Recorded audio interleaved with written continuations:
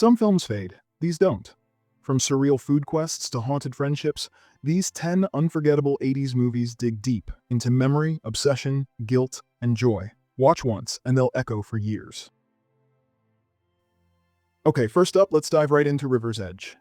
The premise alone is chilling. A group of teenagers knows one of their friends has committed a murder. Some of them even help move the body. The victim? Someone they knew. Released in 1986, River's Edge lays out a stark, unsettling scenario. A teenager kills his girlfriend, then shows her body to his friends. Their reaction is disturbingly detached. It's loosely inspired by a 1981 murder case in California, and the film captures a kind of haunting silence around the event. You see a young Keanu Reeves as the quiet observer, and Crispin Glover gives this intense, almost unhinged performance as the one friend trying to make sense of their inaction. Dennis Hopper plays a broken, damaged adult figure who mirrors their emotional emptiness. What makes River's Edge powerful is the absence of expected emotion. No big music cues, no moral speeches. The horror isn't just the violence, it's the numbness, that chilling sense that maybe nothing matters. It strips away the idea of innocent, carefree teenage years. Pretty potent stuff. Some truths get buried under phrases like fog of war, but Casualties of War doesn't look away. This 1989 film from Brian De Palma is based on a real incident during the Vietnam War. 5 American soldiers abduct a young Vietnamese woman, and one soldier faces the agonizing decision of whether to speak out. It's not a heroic war story. It plays more like a memory turned toxic. Michael J. Fox is cast totally against type. He's the soldier with a conscience, fresh-faced and shaken. Sean Penn is chilling as the sergeant who equates dominance with duty, embodying a complete lack of humanity. What makes this film linger is its focus on complicity, the steep cost of staying silent when terrible things happen.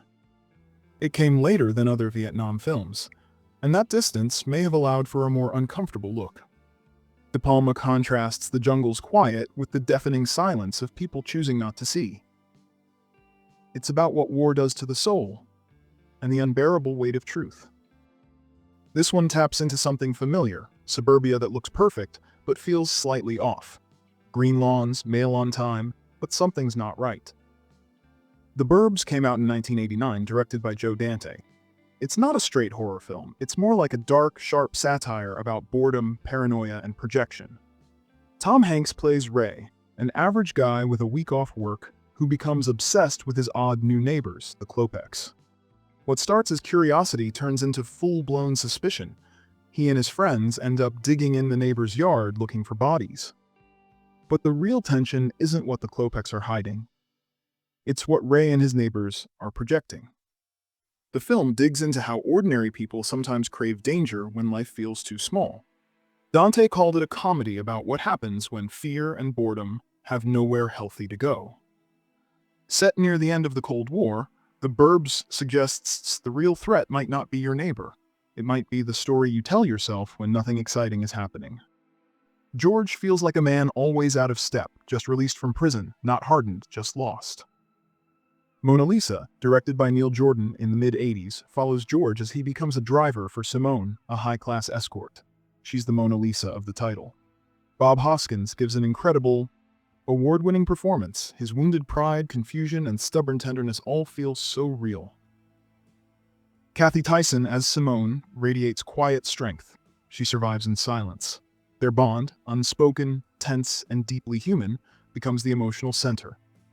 This isn't just a crime film. It dives into class, power, and the kind of loneliness that lives in the cracks of society. George wants to help her, maybe love her, but nothing here plays out like a simple redemption story. The London underworld setting is harsh, but through it all, there's a surprising softness, a longing neither character knows what to do with. By the end, George is still driving, still lost, glancing in the rearview. Not for danger, for something he's missed, something he may never get back. A new patient arrives at a psychiatric hospital and claims to be an alien. No one can prove he's lying. Man Facing Southeast from 1986 Argentina isn't really science fiction. It's an allegory, and a powerful one. Made near the end of Argentina's brutal military dictatorship, the film uses the character Rantes, quiet, observant, and impossibly kind, to reflect on human cruelty and systemic dehumanization. Institutions in the film aren't places of care. They're numb, desensitized, slowly crushing the people inside. Rantes refuses to hate, he listens. And over time, the film starts to shift the question, who here is truly sane? It isn't about whether he's an alien, it's about what his presence reveals. Released well before K-Pax, which had a similar premise, this film carries heavier political weight. It doesn't hand out neat answers. It holds up a mirror and asks you to really look. By the end, what seemed like a strange premise feels like a quietly devastating message. About power, about cruelty, and about how compassion can feel alien in a world built to erase it. Some scars never show. They settle deep and change everything. Birdy, directed by Alan Parker in 1984, lives in that quiet space between trauma and transformation. Based on a novel but shifted to a post-Vietnam setting, the film follows two close friends after war. One returns physically wounded, Al, played by Nicolas Cage. The other, Birdy, played by Matthew Modine, retreats fully into the belief that he's a bird. Cage plays the loyal friend trying to reach him. Birdy sits in a hospital, silent and unreachable, completely immersed in a world of flight. What could feel absurd, a man believing he's a bird, feels hauntingly real here. The film blurs reality and coping, using dreamlike flashbacks and childhood memories of flight and escape. It's not about war itself, but the aftermath. The way trauma twists identity, fractures time, and forces people into impossible forms of survival. Birdy's retreat becomes his resistance. His wings are not madness, but instinct. This isn't a story of healing. It's a portrait of survival when the world leaves no room for who you used to be. This one is brutal. Visually stunning, yes, but deeply unsettling. The Cook, the Thief, His Wife, and Her Lover from 1989 isn't a typical film. It's more like a museum of rot served under chandeliers. Directed by Peter Greenaway, it's a slow, sickening descent into control, appetite, and humiliation. Michael Gambon plays the thief, loud, violent, unbearable. Helen Mirren as his wife is the soul of silent rebellion. Her quiet affair with a gentle bookshop owner becomes the only breath of grace in a world built on decay. Everything unfolds inside one restaurant, and each room has a distinct color scheme: red, green, white. The characters' costumes change to match the space. It's disorienting, symbolic, and relentless. Long, Unbroken takes lock you inside the nightmare. It received an X rating, not for nudity, but for what it says about power, cruelty, and civilization's thin mask. Violence is rare, but devastating. The real horror is how normalized the abuse becomes. You leave disturbed, not because of what you saw, but because it forces you to sit with the things we usually look away from. The opening image, an actual priest, tied to a wooden cross, drifting over a massive waterfall, isn't a metaphor. It happened. The Mission 1986 tells a true devastating story set in 18th century South America. Jesuit priests, led by Jeremy Irons' Father Gabriel, try to protect the Guarani people from Portuguese and Spanish slavers. Their defense is faith, building missions, teaching peace. But colonial greed soon forces a choice: resist or be destroyed.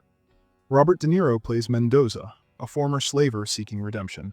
He begins as a broken man and climbs, literally and spiritually, toward forgiveness. But when a political treaty sells out the mission lands, violence becomes inevitable. What makes The Mission more than a historical drama is Ennio Morricone's score. It weeps, prays, pleads. It becomes part of the storytelling, carrying the emotion that the characters can't speak. There's no triumphant ending, just beauty, grief, and resistance. The film doesn't flinch. It asks what faith is worth when justice fails, and who pays the price when power decides what counts as sacred. Set in 1920s West Virginia, Matewan is not just a labor story. It's an act of remembering. Directed by John Sayles in 1987, it tells the true story of coal miners risking everything to unionize against powerful coal companies.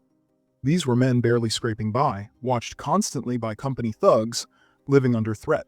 Sayles used his MacArthur Genius Grant to fund the film after studios passed. That choice tells you everything. There's no Hollywood polish here, just long silences, clenched jaws, and steady resolve. Violence isn't spectacle, it's heartbreak. Chris Cooper, in his first film role, plays a young organizer with quiet strength. James Earl Jones adds weight with presence alone. Matewan honors working-class courage with deep respect. It's about basic rights, dignity, safety, voice, and the brutal cost of standing up for them. The film resonates now more than ever. It reminds us that the struggle for justice often begins in places no one wants to look, with people no one expected to fight back, holding the line because there's nowhere left to step.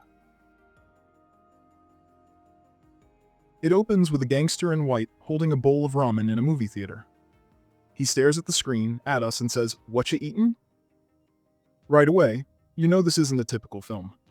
Tampopo 1985, from director Juzo Itami, is a ramen western, part food movie, part love letter to obsession. It follows a widow, Tampopo, trying to master the perfect bowl of ramen. She's helped by Goro, a gruff truck driver with a heart. But the film constantly veers off course, in the best way. There are side stories, a gangster exploring food as sensual ritual, a dying man requesting one last home-cooked meal, a woman teaching proper spaghetti slurping. It's absurd, funny, deeply human. These tangents build a tapestry about food and life, how they overlap, comfort, surprise. Itami stitches them together like a feast. Obsession, ritual, hunger, for ramen, for connection, for meaning. It is joyful, strange, and unforgettable. And after it, you might never look at a bowl of noodles the same way again. These films were overlooked, dismissed, or buried on arrival. At Vintage Verse, we bring them back, one story at a time. Watch differently, dig deeper. Because the ones they forgot often say more than the ones they celebrated.